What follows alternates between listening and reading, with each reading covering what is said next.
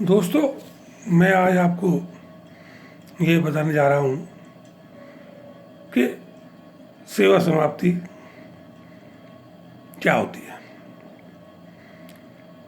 आप ये मान लें कि किसी व्यक्ति के जीवन में यदि वह कार्य करता है और उसकी सेवा समाप्ति हो जाती है तो उससे ज़्यादा अभिशाप जीवन में कुछ नहीं होता।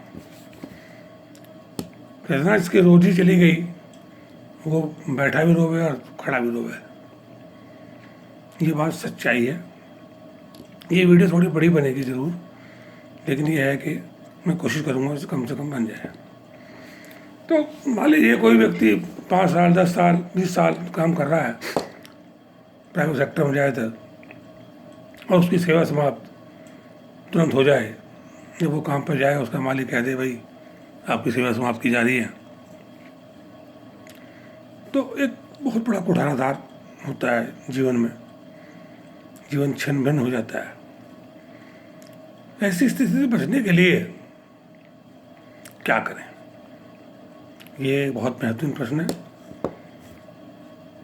तो इसलिए मेरा कहना ये है दोस्तों कि कोई भी ऐसा काम अपने कार्यस्थल पर नहीं करना चाहिए कि जिससे कि सेवा समाप्ति का कोई बात उठे। आपको याद पता होगा कि हर कारखाने में स्थायी आदेश,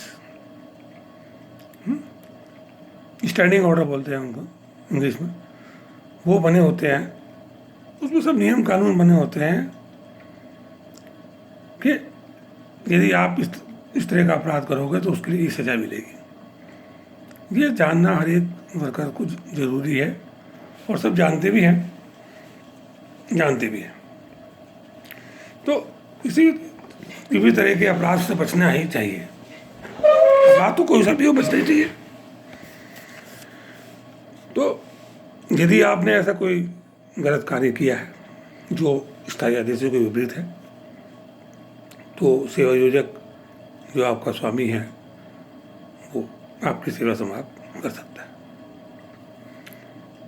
सबसे पहले सेवा समाप्ति से पहले जो मालिक होता है वो आपको एक आरोप पत्र देता है और कहता है भाई इसका जवाब दो, आपने ये अपराध किया है। तो दोस्तों, मैं आपको महत्वपूर्ण जानकारी देने जा रहा हूँ कि जब आपको वो आरोप पत्र दे और आपने वो अपराध किया हो, आप तुरंत उसकी माफ़ी मांग लो और मामलों को ही ख़त्म कर दो। उससे कहा जी मेरे से गलती होगी और आइंदा मैं नहीं करूँगा। सबसे अच्छा तरीका तो यही है। और यदि आप नहीं करते और आपने अपराध किया है और नहीं माफ़ी मांगते, अकड़ में रहते हैं, तो आप ये मान लें कि आपके जीवन में एक बहुत बड़ा कुठाराघात होने जा रहा है, जो किसी आदमी को तो पूरा जीवन ही बर्बाद हो जाता है उसका।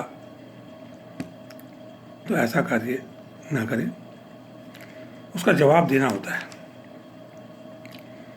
यदि आप उसका जवाब किसी स्वयं देते हैं, स्वयं तो देना ही है, लेकिन किसी भी अच्छे आदमी के साथ परामर्श करके या किसी लेबर के वकील से परामर्श करके उसका जवाब देना आपको चाहिए। किसी भी वकील से नहीं, जो लेबर लॉ के बारे में जानता हो उससे, क्योंकि कल जो मुकदमा चलना है वो लेबर लॉ के अंतर्गत चलना है, औद्योगिक विवाद अधिनियम के अंतर्गत। और उसका जवाब से मेरे मालिक सेटिस्फाई हो जाता है, तसल्ली होती है भी हाँ, और आप माफ़ी मांग लेते हैं, तो आगे कार्रवाई ख़त्म हो जाती है। लेकिन अगर उन्होंने ये बात नहीं मानी और आपका जवाब सही नहीं लगा तो वह घरेलू जांच का आदेश कर देता है। एक निष्पक्ष आदमी को घरेलू जांच बढ़ के लिए बैठा देता है। अब वो व्यक्ति उन्हीं के द्वारा नियुक्त होता है, नेचुरली है वो रिपोर्ट उन्हीं पे आएगी उसमें जांच में क्या जवाब देना है, किस तरह क्वेश्चन पूछने हैं जिन्हें आपके ऊपर आरोप लगाया, इससे संबंधित सभी जानकारी लेने के लिए आप किसी भी लेबर लॉ के वकील को एंगेज कर लो, उससे पूछो कि भाई इसमें क्या जवाब देना है, कैसे करना है, क्या नहीं करना। लेकिन होता क्या है, हम लोग ऐसी स्थिति में भी इस स्टेज पर किसी वकील से संपर्क नहीं करते और जांच पूरी हो जाती है और 99% जांच आपके खिलाफ ही आएगी। जांच रिपोर्ट आपको दी जाएगी, एक कारण बताओ नोटिस आपको दिया जाएगा, उसका जवाब आपको देना होता है और उसके बाद उस पर मालिक सर्टिफाई नहीं होता और आपकी सेवा समाप्त हो जाती है। अब जब सेवा समाप्त हो जाती है तब आप जाते हो वकील साहब के पास कि वो मेरी सेवा समाप्त हो गई। अब इस स्टेज पर वकील साहब के पास जाने का अर्थ समझ रहे हैं आप क्या, कि जैसे कोई व्यक्ति बीमार था और वो बिल्कुल मरने की स्थिति में पहुंच गया, या समझ लो मर गया, आप समझ लो, 99% मर गया, और तब उसे आप अस्पताल में लेके जाते हो, लो जी इसका इलाज कर दो, तो डॉक्टर उसका इलाज तो करता है, लेकिन बचने की उम्मीद रुपए में 1% होती है। 1% कितनी? 1%।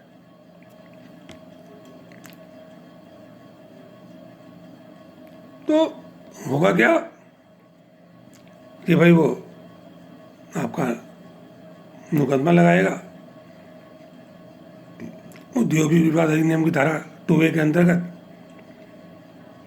2-3 साल वहाँ चलता है मुकदमा। अब तो खैर नया कानून बदल गया है थोड़ा, अभी यूपी में नहीं बदला, पर कि 45 दिन के बाद आप सीधा लेबर कोर्ट में लगा सकते हो, वरना 2-3 साल 4 साल तुम्हें लग जाते हैं समझौता कार्रवाई में ही।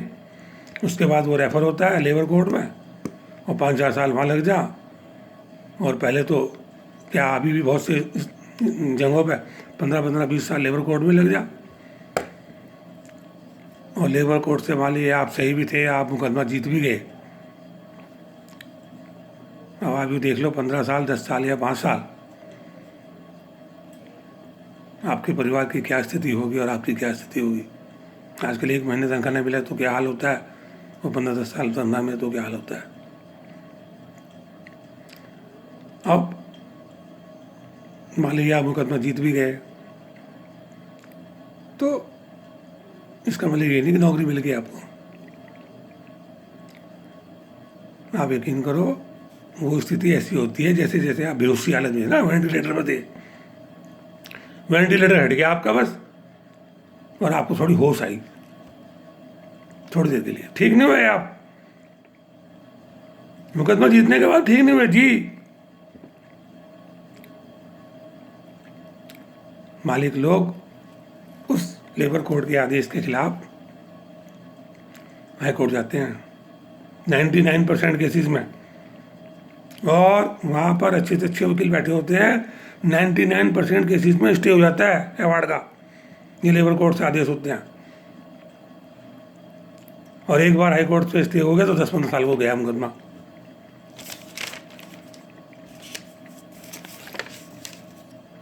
तो क्या होगा, इतने वहाँ से ऑर्डर होंगे, इतने आप रिटायर हो जाओगे, 60 साल की आपकी उम्र हो जाएगी, खत्म, नौकरी तो नहीं मिले। अब क्या करें? देखो मैं बहुत महत्वपूर्ण बात बताने जा रहा हूँ आपको। अगर आप अपनी ज़िंदगी को अच्छा बनाना चाहते हो, आप हैं काम करने वाले मजबूत आदमी, काम आप कर सकते हैं जवानी में। इस समय आप जब मालिक आपकी सेवा समाप्त करे नहीं, बिल्कुल निश्चिंत रहो, चिंता न करनी, या तो मुकदमा लड़ो मत। एक तो सबसे पहले सेवा समाप्ति के समय वो उसमें लिखता है कि भाई आपके पास कोई अगर कंपनी का सामान है वो आप दे दें और अपना जितने ड्यू है आपके ले लें। आप तुरंत जो भी ड्यूज है, आपकी ग्रेचुटी है, आपका बोनस है, आपकी तनख्वाह है, आपकी अर्न लीव है, जो भी है वो आप सब ले लें, ठीक है ना। और किसी अन्य जगह फैक्ट्री में नौकरी करना शुरू कर दें।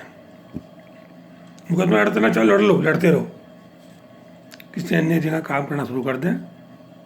आप तो काम करने वाले मेहनती आदमी हो, मेहनती आदमी को हर जगह काम मिल जाता है, लेकिन अगर उसी के चक्कर में पड़े रहोगे आप, ज़िंदगी बर्बाद कर लोगे, बच्चे और परिवार आपके दुखी हो जाएंगे, आप भी दुखी हो जाओगे, कुछ नहीं मिलने वाला। और मिल भी गया अभी 10-20 साल बाद 10-50 हज़ार रुपये, क्या होना है। तो मेरे दोस्तों, आपसे ये राय है कि आप बिल्कुल भी ऐसा कार्य ना करें जो खिलाफ कानून हो, है ना, जिसमें आपका जीवन दांव पे लगता हो। मैं ये बात आपको 25-30 साल के एक्सपीरियंस के आधार पर बता रहा हूँ। मैं लेबर कोर्ट का ही वकील हूँ। लेबर कोर्ट के, ये मेरा नाम है राकेश कुमार गुप्ता। मेरा मोबाइल नंबर 9837444798। इसलिए आप मेरी बात पर भी विश्वास करते हुए कभी भी जीवन में गलत कार्य ना करें।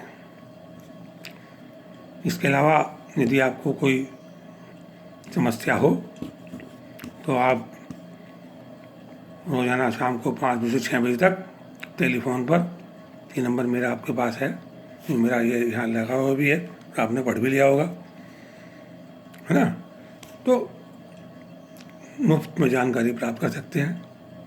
लेकिन मेरा आपसे ये निवेदन है कि 5 से 6 बजे के बीच में टेलीफोन करें, उससे पहले या बाद में ना करें, क्योंकि मैं डिस्टर्ब हो जाता हूँ अपने काम करने में। यदि आपको मेरा यह वीडियो पसंद आया हो तो आप लाइक करें, सब्सक्राइब करें, घंटी बजाएं, क्योंकि मैं ऐसे बहुत से वीडियो आपको देता रहूँगा जो आपके जीवन में काम आएंगे। तो दोस्तों, क्योंकि वीडियो बड़े हो जाते हैं, फिर लोड होने में दिक्कत होती है, इसलिए छोटी सलाह को ही बड़ी मानते हुए ध्यान रखना। धन्यवाद।